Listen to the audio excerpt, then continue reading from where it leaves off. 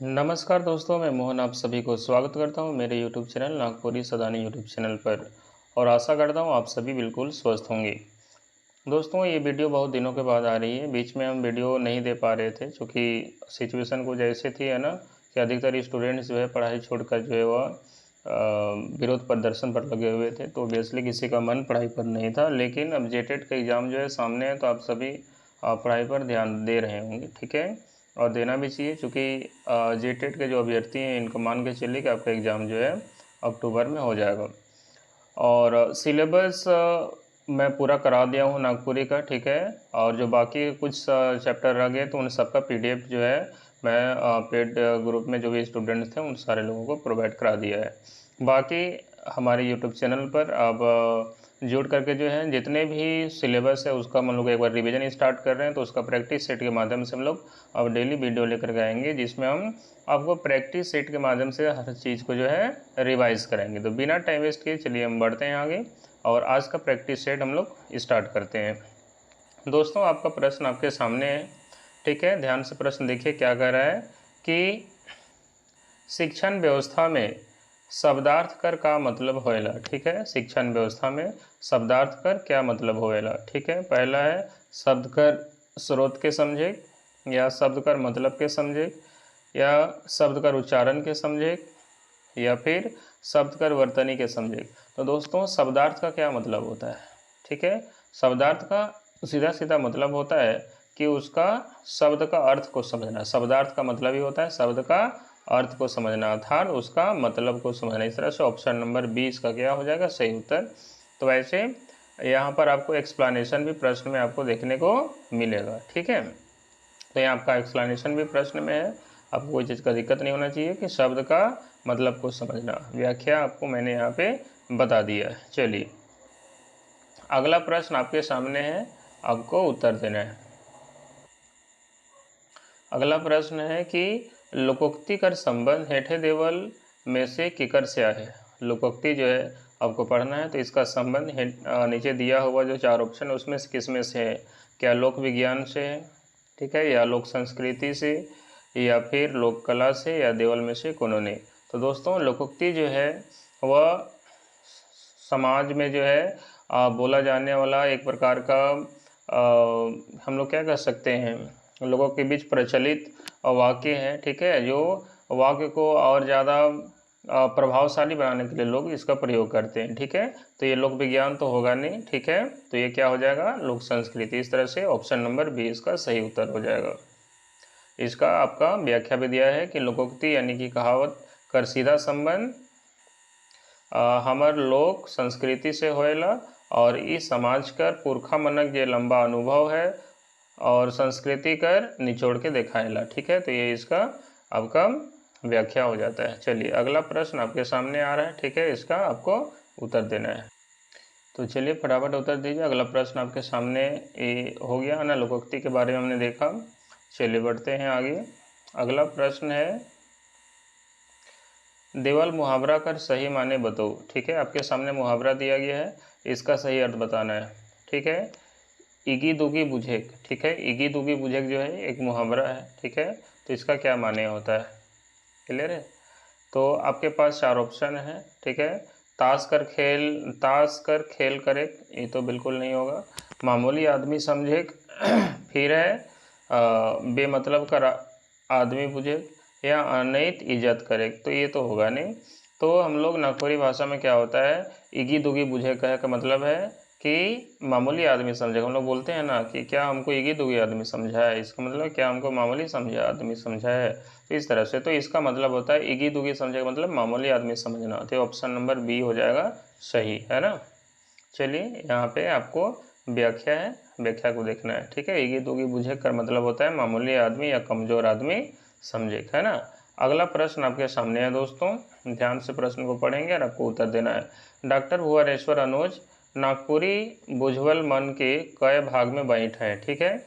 आपको प्रश्न का उत्तर देना है कि डॉक्टर भुवनेश्वर अनुज जो है वह नागपुरी बुझवल मन के जो है कितने भागों में बांटे हैं, 5 भाग, 6 भाग, 7 भाग, 4 भाग, ठीक है। अब फटाफट उत्तर देंगे। तो चलिए इसका सही उत्तर कितना हो जाएगा 5 भाग, ठीक है। 5 भाग इसका सही उत्तर हो जाएगा। तो ये 5 भाग में जो है ये आप पढ़े होंगे। तो नागपुरी साहित्यकार जो नामी विद्वान है डॉक्टर भुवनेश्वर अनुज, इन्होंने जो है अपनी किताब में जो है नागपुरी बुझवल ये जो पहेली है इनमें इसके बारे में बताया कि इनको 5 भागों में इन्होंने बांटा है। आगे है एक चकता रोध कौन किस्म कर साहित्यिक विधा में है ना। जो एक चकता जो रोध है, ठीक है, ये किस साहित्यिक विधा में है? कहानी है, गीत है, कविता है, क्या चीज़ है, ठीक है। तो आपके पास चलिए 4 ऑप्शन हम देखते हैं। ये 4 ऑप्शन आपके पास दिया गया है। क्या ये निबंध है, कविता संग्रह है, कहानी संग्रह है, उपन्यास है, क्या चीज़ है बताइए। तो चलिए आपको हम बता दें इसका सही उत्तर क्या हो जाएगा, ये कहानी संग्रह। वैसे आपको ये आपका सीजीएल का जो अभ्यर्थी होंगे, ठीक है, वो भी पढ़े होंगे, ये सब उस सारा चीज़ में था, है ना। एक चकता रोध वगैरह पढ़ना था तो आप पढ़े भी हैं। ये सारा वीडियो जो है मेरे यूट्यूब चैनल पर ऑलरेडी अवेलेबल है। तो एक चकता रोध जो है वह नागपुरी साहित्य में एक बहुत नामी कहानी संग्रह है, ठीक है, और जेकर में झारखंडी जनजीवन का सुंदर दर्शन मिलेला। चलो आगे बढ़िए। आगे है विद्यालय शिक्षा पठन बोध का लगिन जरूरी है। आपके पास ऑप्शन दिया हुआ है। विद्यालय शिक्षा में पाठन बोध एक टॉपिक है पढ़ने के लिए, है ना। तो विद्यालय शिक्षा में पठन बोध का लगिन जरूरी है, मतलब किस लिए ज़रूरी है। तो किताब जमा करने के लिए बिल्कुल नहीं होगा, कॉपी जमा करने के लिए नहीं, जिंदगी में सीखे के लिए ये तो बिल्कुल सही है, रटन विद्या लगिन नहीं। तो ऑप्शन नंबर सी है, बहुत सिंपल सा चीज़ है। तो इसको समझ लीजिएगा। आगे हम बढ़ते हैं। नेक्स्ट है भाषा कर संबंध कौन किस्म का विज्ञान से है। यानी जो भाषा जो पढ़ रहे हैं तो भाषा का संबंध किस किस्म का विज्ञान से संबंध है। तो यहाँ पे आपको एक टॉपिक पढ़ना है नागपुरी में, है ना, कि भाषा विज्ञान, तो उसी से संबंधित प्रश्न है, मतलब सिलेबस के अनुरूप प्रश्न तैयार किया गया है। तो भाषा का संबंध जो है कौन किस्म का विज्ञान से है। क्या समाज विज्ञान से है? बिल्कुल नहीं। मानव विज्ञान से? बिल्कुल नहीं होगा। आगे भाषा विज्ञान से? बिल्कुल सही है। तो ऑप्शन क्या होगा, नृत्य विज्ञान? नहीं, तो ये हो जाएगा भाषा विज्ञान। तो यहाँ पे देखिए इसका हमने व्याख्या आपको बता दिया है कि भाषा का उत्पत्ति, इसका विकास, व्याकरण और उकर रूप का जो अध्ययन करना उसी को भाषा विज्ञान कहलाया जाता है। तो अगर आपसे क्वेश्चन घुमा फिरा कर पूछ लिया जाता है कि भाषा विज्ञान क्या होता है, तो भाषा विज्ञान अर्थात लिंग्विस्टिक्स क्या किसको कहेंगे, भाषा का उत्पत्ति को, उसके विकास, उसका व्याकरणिक रूप के बारे में अध्ययन करना, ये सारा कुछ ही भाषा विज्ञान कहलाता है, ठीक है। चलिए दोस्तों बढ़ते हैं अगले प्रश्न की ओर। अगला प्रश्न आपके सामने है कि भाषा शिक्षण में भावार्थ कर का मतलब होएला, ठीक है। भाषा शिक्षण जब हम लोग पढ़ते हैं उसमें भावार्थ का क्या अर्थ होता है। अब सीधा सीधा आप समझना है कि भावार्थ यानी कि जो भाव है उसका अर्थ, जिसे शब्द का अर्थ, शब्दार्थ होता है शब्द का अर्थ, है ना। और भावार्थ क्या होता है, जब हम लोग कोई कविता या गीत पढ़ते हैं तो उसका अर्थ समझना, वो भावार्थ कहलाता है। तो भावार्थ का क्या मतलब होता है, बोलने को होता है? बिल्कुल नहीं। लिखेंगे भी नहीं। मूल भाव को समझना, बिल्कुल सही बात है। अनुच्छेद को जानना नहीं। तो ये ऑप्शन नंबर क्या हो जाएगा, सी हो जाएगा इसका सही उत्तर। बढ़िए। तो यहाँ पे हमने ऑलरेडी बता दिया है कि मूल भाव को समझना ही भावार्थ कहा जाता है, ठीक है। तो भाषा पढ़ेगे लिखेगे में भावार्थ का मतलब जो है कोई कविता चाहे कोई गीत है उसके भीतर में छिपा हुआ जो मूल भाव होता है उसको समझना भावार्थ कहलाता है। आगे बढ़िए। अगला प्रश्न आपके सामने है अनुच्छेद भाषा पठन में का होएला, ठीक है। मतलब भाषा पठन में अनुच्छेद क्या चीज़ होता है। क्या कविता का अवतरण को अनुच्छेद बोलते हैं? तो ये तो ऐसा नहीं है। निबंध का विषय वस्तु ये हो सकता है। आगे देखते हैं एक विचार पर आधारित गद्यांश है। तो देखते हैं आगे नेक्स्ट ऑप्शन में आइए पहले। अगला ऑप्शन आपके पास क्या है, संवाद योजना। तो संवाद योजना तो ये है नहीं, आपके पास ये 2 ऑप्शन सही हो सकते हैं। तो निबंध कर विषय वस्तु है या फिर एक विचार पर आधारित गद्यांश है, ठीक है। तो क्या है बताइए। तो यहाँ पर ये ज़्यादा सटीक बैठ रहा है, एक विचार पर आधारित गद्यांश, ठीक है। ये गद्य का अंश होता है, ठीक है। पूरा निबंध का विषय वस्तु तो एक सारा विषय वस्तु में बहुत सारा चीज़ आ सकता है, ठीक है। लेकिन अनुच्छेद का बात कर रहा है तो उसको बिल्कुल शॉर्ट में लिखा जाता है, तो वह गद्य का अंश होता है, ठीक है बात। चलिए आगे बढ़ते हैं।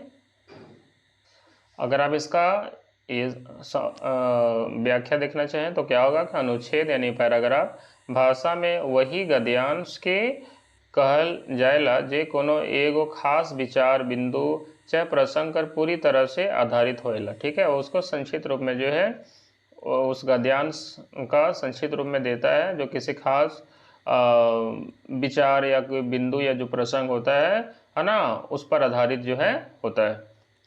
आगे है भाषा साहित्य में संवाद का क्या मतलब है। ठीक है, भाषा साहित्य में संवाद, ये भी आपका टॉपिक पढ़ना है नागपुरी में। तो भाषा साहित्य में संवाद का क्या मतलब होता है, तो संवाद का मतलब क्या बोलेक होता है या फिर कहेक होता है, एक दूसरे से बात करेक होता है या कहानी लिखेक होता है। ठीक है, अब देखिए संवाद का मतलब ही है यहाँ पे कि आप एक या एक से ज़्यादा व्यक्ति जब आपस में बात करते हैं, कन्वर्सेशन करते हैं, तो उसको हम लोग क्या बोलते हैं, संवाद। तो किसी से कोई एक आदमी अगर बोल रहा है तो वह संवाद नहीं है, किसी कोई कुछ बोल रहा है तो संवाद नहीं है, या कहानी लिख रहा है तो संवाद नहीं। संवाद क्या है, जब एक दूसरे से बातचीत करे तो उसको हम लोग क्या बोलते हैं, संवाद बोलते हैं। ठीक है, अगला प्रश्न आपके सामने है। ठीक है, कि लिपि शब्द का रचना कौन धातु से हुई है। ठीक है, जो लिपि शब्द का जो रचना है वह किस धातु से हुआ है। ठीक है, आपको बताना है। पहला है लय धातु, दूसरा है लिपि, तीसरा है लीप और चौथा है लिय, है ना। बताइए कौन सा आंसर इसका सही होगा। तो दोस्तों इसका सही उत्तर हो जाएगा लिप, है ना। जो है लिपि जो है वह लिप धातु से बना है। तो लिपि शब्द का कर जन्म संस्कृत कर लिप धातु से हुई है, जेकर माने होएला कोनो चीज के लिखे, है ना। अच्छा सॉरी, लिपेक पोतेक या चित्रित करे। लिपेक जो है नागपुरी आप जान रहे हैं हम लोग, या गोबर वगैरह के माध्यम से जो है क्या करते हैं, ज़मीन को लिपा जाता है। तो लिपना पोतना जो है होता है, तो इस तरह से आप कह सकते हैं, चाहे चित्रित करेगा या चित्र बनाना। तो वही से लिखे कर तरीका लिपि बना है वहाँ से। ठीक है, चलिए आगे बढ़ते हैं। अब जो है न्यू शिक्षा नीति से जो है उससे रिलेटेड भी प्रश्न जो है वह भाषा से जोड़ करके पूछा जाएगा, क्योंकि वो आपका टॉपिक में पढ़ने का है। तो आपके सामने प्रश्न है, देखिए नवा शिक्षा नीति 2020 में कौन भाषा नीति के अपनाल जा है। ठीक है, तो बताइए आपके पास 4 ऑप्शन है कि नवा शिक्षा नीति 2020 में कौन भाषा नीति को अपनाया गया है। तो 2 भाषा नीति, 3 भाषा नीति, 4 भाषा नीति या देवल में से कोनो नहीं। कहने का मतलब जो NEP 2020 है ना, तो NEP 2020 है, इसमें कौन सी भाषा नीति का बात किया गया है। तो इसमें आपने पढ़ा होगा, है ना, त्रिभाषा सूत्र के बारे में। क्या आपने पढ़ा है, त्रिभाषा सूत्र। ठीक है, यानी कि 3 भाषा नीति के बारे में पढ़ा है। तो इसका मतलब ऑप्शन नंबर बी सही हो जाएगा। ठीक है, यानी कि इंग्लिश में बोलेंगे 3 लैंग्वेज पॉलिसी। तो चलिए आगे इसका अगर डिस्क्रिप्शन देखना चाहेंगे तो इसका डिस्क्रिप्शन आप समझ सकते हैं कि राष्ट्रीय शिक्षा नीति यानी NEP 2020 में स्कूल मन में 3 भाषा यानी कि त्रिभाषा सूत्र नीति के अपनाए कर बात कहल जा है, जेकर में मातृभाषा या क्षेत्रीय भाषा के बढ़ावा देकर इकर मुख्य उद्देश्य है। ठीक है, चलो आगे बढ़ते हैं। नेक्स्ट आपके प्रश्न है कि देवल में से कौन झारखंडी साहित्य ना लगे। ठीक है, आपके पास 4 ऑप्शन है, आपको बताना है कि इसमें से कौन झारखंडी साहित्य नहीं है। पहला है बांग्ला, दूसरा है उड़िया, तीसरा है संथाली, चौथा है मैथिली। तो बताओ, संथाली तो झारखंड का है ना। बांग्ला साहित्य जो है वैसे वो झारखंड के बॉर्डर में, तो बॉर्डर एरिया में भी प्रयोग होता है। ठीक है, उड़िया भी बॉर्डर एरिया में ही है। वैसे आप मैथिली बोलेंगे तो ये भी बॉर्डर एरिया में ही है। ठीक है, लेकिन आपको बताना है कि कौन सा साहित्य जो है झारखंड का नहीं है। तो जैसा गोल घेरा मैंने आपको लगा भी दिया है कि मैथिली जो है वो झारखंड का साहित्य नहीं है। मैथिली झारखंड में ये ना बोला नहीं जाता है, लिखा नहीं जाता है। ठीक है, तो इस तरह से ऑप्शन नंबर क्या हो जाएगा, डी। तो संथाली झारखंड का मुख्य जनजातीय भाषा है। बांग्ला और उड़िया भी झारखंड का पड़ोसी राज्य का भाषा होने के नाते यहाँ इस साहित्य से जुड़ा हुआ है, परंतु जो है मैथिली यहाँ मुख्य रूप से बिहार का मिथिला क्षेत्र का साहित्य, ठीक है। झारखंड में इसका नहीं के बराबर देखा जाता है। चलिए आगे बढ़ते हैं। नेक्स्ट है देवल वाक्य कौन किस्म कर आहे, ठीक है। आपको नीचे वाक्य दिया गया है, बताना है किस किस्म का या किस तरह का वाक्य है। घरक आदमी रोपा रोपेक चल गए, ठीक है। क्या बोल रहा है, घरक आदमी रोपा रोपेक चल गए, मतलब घर का आदमी लोग जो है वह सब रोपा रोपने के लिए चला गया। तो ये कौन सा प्रकार का वाक्य है। तो यहाँ पर अगर देख रहे हैं तो कहीं पे और या एवं इत्यादि अथवा इस मतलब ये सब शब्द का प्रयोग नहीं हुआ है। मतलब कहीं ना कहीं एवं है, ना और है, ना अथवा है, ना तथा है। इसका मतलब ये संयुक्त वाक्य तो नहीं है, ठीक है। और कहीं कोमा वगैरह आपको नहीं लग रहा है, इसका मतलब सिंपल साधारण वाक्य है। तो इसको हम लोग कहेंगे ये कौन सा वाक्य है, सरल वाक्य है, यानी कि मिश्र नहीं है, संयुक्त वाक्य नहीं है। और निरर्थक तो बिल्कुल नहीं होगा क्योंकि इसका अर्थ निकल रहा है। इसका मतलब ये क्या है, सरल वाक्य है। आप जो भाई बहन को जो है दिक्कत हो रहा है समझने में, ग्रामर का बात अगर नहीं समझ में आ रहा है, तो आपको जो है पहले वीडियो प्लेलिस्ट में जाइए और वहाँ से वीडियो को ज़रूर देखिए, ठीक है। आपको जो है पूरी बात समझ में आएगी। और अभी भी अगर आपका डिटेल नोट्स चाहिए तो बिल्कुल कलरफुल नोट्स जो है वह आपको मेरे यहाँ मिल जाएगा। आप वहाँ से लीजिए और कम समय में आप ज़्यादा से ज़्यादा तैयारी करिए। बाकी प्रैक्टिस सेट तो हम करा दे रहे हैं, यहाँ से आप प्रैक्टिस भी कर सकते हैं, ठीक है। चूँकि अगर प्रैक्टिस में बहुत ज़्यादा डिटेल में जाएंगे तो फिर काफ़ी टाइम लग जाएगा। चलिए आगे बढ़ते हैं। तो ये देखिए व्याख्या भी आपके सामने है कि ये सरल वाक्य है ना। तो ये वाक्य में एगो मुख्य कर्ता है और एगो मुख्य क्रिया है, यानी कि कर्ता एक ही है और क्रिया भी एक मुख्य है। जेकर से बात साफ बुझा रहा है कि एगो मुख्य क्रिया होवे कारण ये सरल वाक्य बन रहा है। यानी कि सीधा सीधा यहाँ बात कर रहा है कि घर का आदमी, यानी घर का जो आदमी है वह रोपा रोपने के लिए चल गया है। तो यहाँ पर सिंपल सा दिख रहा है कि एक मुख्य कर्ता है और एक मुख्य क्रिया है, ठीक है। मुख्य कर्ता यानी घर का आदमी और मुख्य क्रिया क्या है, रोपा रोपने चला गया यहाँ पर, ठीक है। तो यहाँ पर कोई आश्रित वाक्य नहीं है, सीधा सीधा बात करें, ठीक है, कोई उपवाक्य नहीं है। आगे बढ़ते हैं। अगला है अविनाशी घासी, ठीक है। अगला प्रश्न आपके सामने है कि अविनाशी घासी जो है ये महाकाव्य का रचना कौन क्रमांक में है, ठीक है। झारखंड नागपुरी भाषा में जो है जो भी महाकाव्य हैं, ठीक है, जिसमें अविनाशी घासी है और रामायणी सीतायन है। बहुत ही महत्वपूर्ण प्रश्न है, यहाँ से एग्जाम में आता ही है। तो अविनाशी घासी जो नामक जो महाकाव्य का रचना जो है और कौन क्रमांक में है, यानी कि क्रमांक में जब उसको दिया जाएगा, ठीक है, तो कौन से क्रमांक में है। तो क्या इसका सही उत्तर होगा, तो ये पहला क्रमांक में है ना, फर्स्ट नंबर में आएगा। चलिए अब इसका व्याख्या अगर आप देखेंगे तो क्या होगा कि अविनाशी घासी नागपुरी साहित्य जगत कर पहला महाकाव्य माना जाता है, ठीक है, यानी पहला महाकाव्य है। तो नागपुरी जगत का जो है पहला महाकाव्य जो है कौन है, अविनाशी घासी। बढ़िए अगले प्रश्न की ओर। अगला प्रश्न आपके सामने है कि देवनागरी लिपि कर कौन ध्वनि कर उच्चारण नागपुरी में ख हो जाएला, ठीक है। ध्यान से पढ़िए और उत्तर दीजिए। कह रहा है कि देवनागरी लिपि में कौन ध्वनि का उच्चारण जो है नागपुरी में ख हो जाता है। तो आपने पढ़ा होगा, इसके बारे में मैंने डिटेल बताया है कि अक्षा जो है, अक्षा का उच्चारण जो है वह ख की तरह होता है। जैसे अगर हम यहाँ पे क्षत्रिय, हिंदी में क्षत्रिय बोलते हैं, उसको हम लोग नागपुरी में खत्रिय, ठीक है, खत्रिय बोलेंगे। समझ में आया कि नहीं है। उसी तरह से और भी बहुत सारा चीज़ है जहाँ पर छ जो है ख की तरह उच्चारण होता है, ठीक है। इस चीज़ को तो हम डिटेल में हम आपको बताए हैं ग्रामर में, अब वहाँ पे देख लीजिएगा। तो नागपुरी भाषा में देवनागरी लिपि जो अक्षर है उसका ध्वनि उच्चारण में बदल कर ख हो जाता है, चाहे छ हो जाता है। जैसे क्षमा है उसको खमा, ठीक है, इस तरह से। चलिए अगला प्रश्न आपके सामने है, इसका उत्तर दीजिए। मुँह से निकलल हवा कर कंपन जेके हमरे सुनीला ऊ का कहायला, ठीक है। तो ये ध्वनि चैप्टर से ही है, ठीक है, कि मुंह से जो निकलने वाला जो हवा है उसके वजह से कंपन उत्पन्न होता है, ठीक है।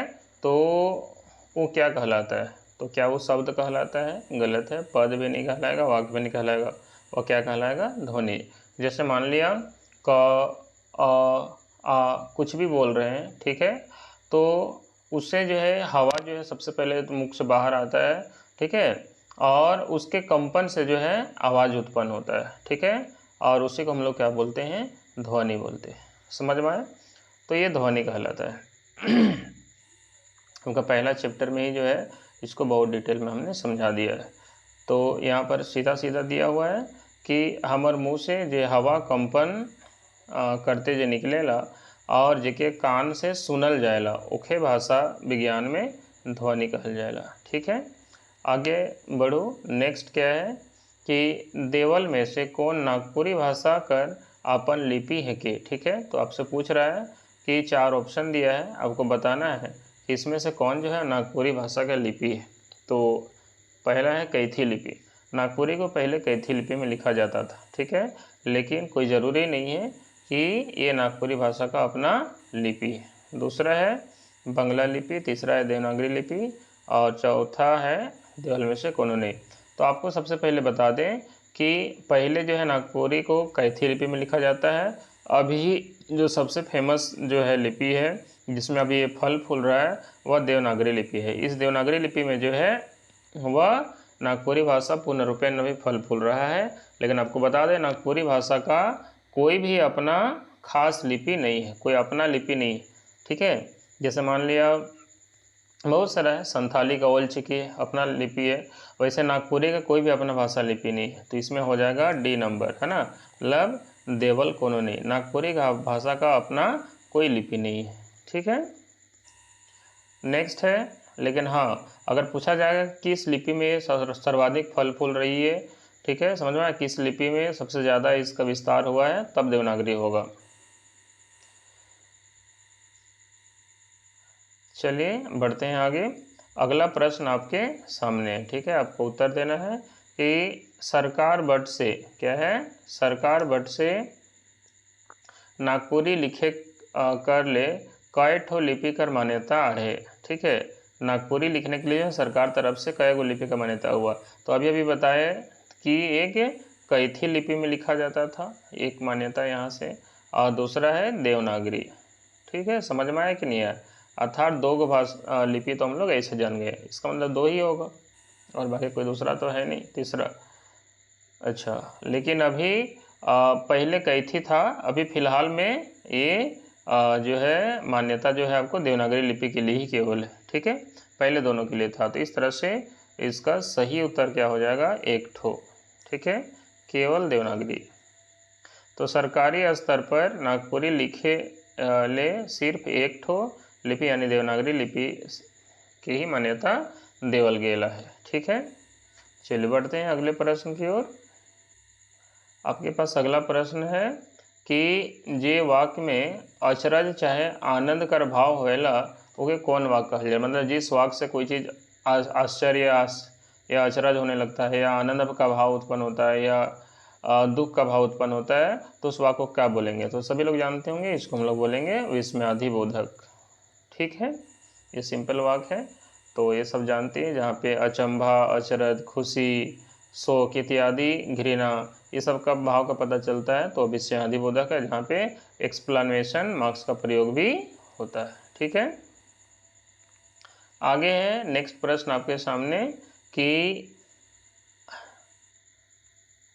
आज कर, यहाँ आइज होना चाहिए, है ना, आइज कर रईत गुजगुज करिया रईत हुई। ठीक है, अब गुजगुज जो वाक्य है, ठीक है, ये बहुत ज़्यादा जब कोई रात अंधेरा होता है बिल्कुल, ठीक है, तो टक टक भी कहते हैं, है ना, टक टक इंजोरिया, ठीक है, उसे गुज गुज करिया, इस तरह से। तो आज का रहित गुज गुज करिया रहित हुई। प्रस्तुत वाक्य में पराविशेषण कौन है के? पराविशेषण क्या होता है दोस्तों? पराविशेषण उस वाक्य को बोलते हैं जो विशेषण का विशेषता बतलाता है। विशेषण तो खुद ही एक विशेषता है, जैसे मान लिया कपड़ा लाल है, ठीक है, समझ में आया कि नहीं है? तो कपड़ा लाल तो ऑलरेडी विशेषण, लेकिन अगर उसमें और कोई विशेषता जोड़ दें, ठीक है, टक टक लाल, तो वो क्या हो जाएगा? पराविशेषण। समझ में आया कि नहीं? तो उसी प्रकार का विशेषण का विशेषता जब बतलाता है तो उसको हम लोग बोलते हैं पराविशेषण। तो आप बताइए इसमें क्या होगा कि इस प्रस्तुत वाक्य में पराविशेषण कौन है? गुज गुज। ठीक है, बढ़ते हैं आगे। एक्सप्लेनेशन हमने दे ही दिया है। आगे है एक हरिया और दोहरी के कर भेद मानल जाला। तो हमने जो है बिल्कुल डिटेल में पढ़ाया है आपको, डमकच गीत वगैरह सारा कुछ। तो जब आप पढ़िएगा, है ना, तो एक हरिया डमकच, दोहरी डमकच, ठीक है, इस तरह से है। तो एक हरिया और दोहरी जो है केकर भेद है? ये डमकच का भेद है। किसका है? डमकच का। समझ में आ गया होगा आपको। चलिए तो आगे बढ़िए। कौन किस्म कर क्रिया विशेषण क्रिया से होए कर ढंग कर जानकारी होएला। ठीक है, यहाँ पे ये बता रहा है कि कौन किस्म कर क्रिया विशेषण जो है क्रिया से होए कर ढंग कर जानकारी होएला। जैसे दिशा वाचक वाक्य है, मतलब क्रिया विशेषण है, स्थानवाचक या गुणवाचक या रीतिवाचक। ठीक है, 4 ऑप्शन है, बताइए क्या होगा सही उत्तर। तो आपको बता दें क्रिया विशेषण का मुख्य रूप से 4 भेद होते हैं। उसमें जब भी क्रिया से संबंधित, यानी कि क्रिया से संबंधित उसका जो ढंग है या जो बर्ताव है उसको देख करके हम लोग अगर बताने की कोशिश करेंगे क्रिया विशेषण कौन सा है, तो उसको हम लोग रीतिवाचक क्रिया विशेषण बोलते हैं। ठीक है, तो एक हो जाए रीतिवाचक, यानी कि जे क्रिया विशेषण से काम कर होवे कर तरीका चाहे ढंग कर पता चलेला तो क्या हमें रीतिवाचक क्रिया विशेषण कहिला। ठीक है, चलिए अगला प्रश्न। जे हवाई जहाज से दिल्ली जाई तो वो जल्दी पहुंची। ठीक है, ये वाक्य आपके सामने लिखा हुआ है। तो प्रस्तुत वाक्य में कौन सर्वनाम मुख्य है, मतलब मुख्य रूप से मुद, यहाँ पे कहने का मतलब ये मुख्य है ना, ये मुख्य है। तो ये कौन सा सर्वनाम मुख्य है इसमें कि जे हवाई जहाज से दिल्ली गई वो जल्दी पहुंची। बताइए। तो यहाँ सीधा सीधा संबंध को दिखा रहा है। ठीक है, कि पहला वाक्य जो है दूसरे से सीधा सीधा संबंधित है। जल्दी कौन पहुंचेगा? जो हवाई जहाज से जाएगा। तो ये संबंध है, तो ये संबंधवाचक को दिखा रहा है ना। और यहाँ पे इस तरह से संबंधवाचक है तो जो चिन्ह होगा कर्ता का कारक का वो उसका भी प्रयोग होता है यहाँ पर।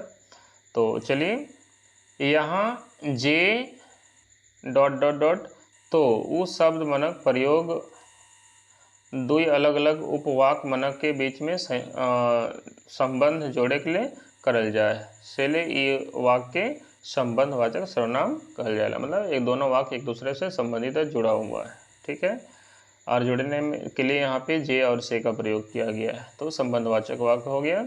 आगे है कि मोर चिट्ठी हवाई जहाज से जाएला।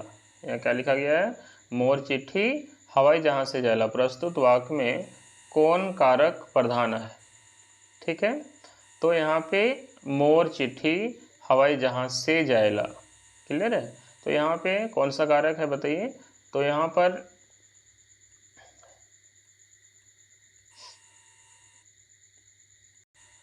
पर एक से ज़्यादा कारक है ना, इसे से पर भी है कारक, लेकिन यहाँ पे बहुत बोल रहा है कि प्रस्तुत वाक्य में कौन कारक प्रधान है, ये बोल रहा है। मतलब एक से ज़्यादा कारक उसमें प्रधान क्या है? तो पहला तो यहाँ आ जाता है मोर, है ना, मोर तोर उकर, है ना। ये क्या चीज़ को दिखा रही है? संबंध को दिखा रहा है। किसको दिखा रहा है? संबंध को। इसका मतलब ये सबसे पहला बात तो हो जाएगा संबंध को दिखा रहा है। ये मुख्य रूप से यहाँ पे मोर चिट्ठी पर विशेष जोर दिया जा रहा है। ठीक है, बाकी से जायला यहाँ पे बहुत ज़्यादा इस पर जोर नहीं है। यहाँ पर बात कर रहा है कि मोर चिट्ठी हवाई जहाज से जायला, क्लियर है। तो ये हो जाएगा यहाँ पे संबंध। तो यहाँ पर हो जाएगा कि मोर चिट्ठी में मोर जो है यानी मेरा शब्द चिट्ठी से संबंधित दिखाएला, तो जेकर कारण यहाँ संबंध कारक कर प्रधानता मानल जाते हैं। आगे है देवल में से कौन उनार्थक शब्द कर रूप में है। तो आपको उनार्थक शब्द पढ़ना है। अब उनार्थक शब्द होता क्या है दोस्तों? उनार्थक शब्द वह शब्द होता है जिससे किसी व्यक्ति या किसी वस्तु या किसी जीव को जो है हम लोग उसको नीचा दिखाते हैं, हीन भावना से देखते हैं, या उसको सीधा सीधा कहें कि नीचा दिखाने की कोशिश करते हैं। तो उसको उनार्थक शब्द कहा जाता है। ठीक है, तो देवल में से कौन उनार्थक शब्द का रूप में है? जैसे चोर, चोरी, फिर है चोरी चोरी, और चौथा ऑप्शन देखते हैं क्या है, चोरकट। तो यहाँ पे चोरकट जो शब्द है वह उनार्थक शब्द है। जैसे किसी को बोलते हैं ना, है ना, वो चोरकट आदमी है, इस तरह से समझ में आ रहा है कि नहीं, या चोरकट जैसन काम मत कर, तो इसका मतलब है उसको नीचा दिखाने की कोशिश यहाँ पे हो रहा है। ठीक है, तो यहाँ पे व्याख्या क्या है कि उनार्थक शब्द माने उसन शब्द जे कर छोट रूप या हीनता चाहे अनादर कर भाव दिखाएला। क्लियर है कि नहीं? तो चोर से चोरकट उनार्थक शब्द का रूप है कि चोर से, चोरकट जो है चोर से ही बना है। ठीक है, तो उसको चोरकट कहने का मतलब जो चोर के जैसा व्यवहार करता है। क्लियर है कि नहीं? तो उसको नीचे दिखाने की कोशिश किया जा रहा है, हीन भावना दिखाया जा रहा है, तो इस तरह से हुआ उनर्थक शब्द हुआ। आगे है जे वाक्य कर कथन में कर्ता कर प्रधानता रहेला तो के कौन वाच्य कहना। जेकर में कर्ता कर प्रधानता रहता है तो उसको कर्तृवाच्य कहते हैं, सीधा सीधा बात है। बाकी जिसमें कर्म का प्रधानता रहेगा उसको कर्मवाच्य कहेंगे, जिसमें भाव का प्रधानता रहेगा उसको भाववाच्य। कैसे पहचानेंगे?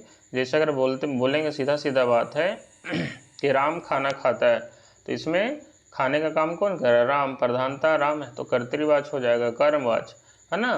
तो राम के द्वारा आम खाया जाता है, तो इसमें प्रधानता आम पर जा रहा है। ठीक है, कि राम के द्वारा आम खाया जा रहा है, कर्मवाच्य हो जाएगा। भाववाच्य, जिसे मुझसे चला नहीं जाता, उससे बैठा नहीं जाता, है ना। तो ये तो हिंदी में बोल रहे हैं, हालांकि इसका नागपुरी में भी हम लोग कह सकते हैं। ठीक है, उकर से खाल नहीं जाते, उकर से पढ़ल नहीं जाते, उकर से बोलल नहीं जाए, तो ये क्या भाववाचक, भाववाच्य हो जाएगा। समझ में आया कि नहीं आया? तो इस तरह से हम लोग इसको पहचानते हैं। तो यहाँ पर बात जो है हो रहा था कि जिस वाक्य में कर्ता का प्रधानता रहता है उसको हम लोग क्या बोलते हैं? कर्तृवाच्य बोलते हैं। तो जे वाक्य में कर्ता यानी कि काम करे वाला मुख्य होवेला और क्रिया होकर अनुसार चलेला, उके हमने कर्तृवाच्य कहेला। ठीक है, आगे है संज्ञा कर आधार पर काठ कौन बरंग या कौन तरह कर संज्ञा है के, है ना। तो संज्ञा के आधार पर अगर देखेंगे तो काठ जो है, काठ मतलब लकड़ी होता है, नागपुरी में काठ बोलते हैं। तो कौन तरह का संज्ञा है? तो व्यक्तिवाचक तो होगा नहीं, काठ कोई किसी विशेष प्रकार का कोई चीज़ का तो बात हो नहीं रहा है, समूह पर तो काठ रहता नहीं है ना। तो ये क्या होगा? जातिवाचक, मतलब काठ कोई एक प्रकार का हो सकता है, तो एक काठ जाति का बोध हो रहा है, भाव भी नहीं होगा इसमें, तो जातिवाचक हो जाएगा। ठीक है, चलिए बढ़ते हैं अगले प्रश्न की ओर। व्याख्या आपके सामने है। काठ अर्थात लकड़ी एक पदार्थ या द्रव्य है, और नागपुरी व्याकरण में द्रव्यवाचक संज्ञा के भी जातिवाचक कर अंतर्गत में देखल जाएगा, है ना, ये लेकिन ये जातिवाचक संज्ञा हो जाएगा। आगे है कि कौन सर्वनाम कर विशेषता आदर देवे के लिए जुड़ल होएला, है ना, मतलब कौन सर्वनाम का विशेषता जो है आदर देने के लिए जुड़ा होता है, ये जुड़ल जाता है। तो पहला है निजवाचक, पुरुषवाचक, निश्चयवाचक और देवल कोलोनी। तो यहाँ पर हो जाएगा पुरुषवाचक। ठीक है, जैसे यहाँ पे नागपुरी में मध्यम पुरुष और अन्य पुरुष में पुरुषवाचक सर्वनाम में आदर देवे के लिए अपने तोहरे मनक विशेष प्रयोग होता है। जैसे अगर हम बात करेंगे आप, हम लोग बोलते हैं या आप लोग बोलते हैं, ये एक तरह से क्या मध्यम पुरुष के अंतर्गत आता है। ठीक है ना, लेकिन वहाँ पर जो है वो बदलाव आ जाता है उसमें। ठीक है, जैसे अपने मन कहाँ जात हैं, व्यक्ति एक ही है ना, तो आपने कहा करे थी, तो उसको सम्मान देने के लिए। ठीक है, या तोएं जो बोलते हैं तुमको, उसी को हम लोग बोल, जैसे रौरे या तोहरे, तो सम्मान देने के लिए प्रयोग कर रहे हैं हम लोग। तो ये क्या है? पुरुषवाचक। तो क्या है? कौन सर्वनाम कर विशेषता आदर देने के लिए होता है, तो यहाँ पे पुरुषवाचक सर्वनाम। ठीक है, नेक्स्ट है अंधरिया राइत के डहर चले सबकर बसकर बात ना लगे। क्या है? अंधरिया राइत के डहर चले सबकर बसकर बात ना लगे।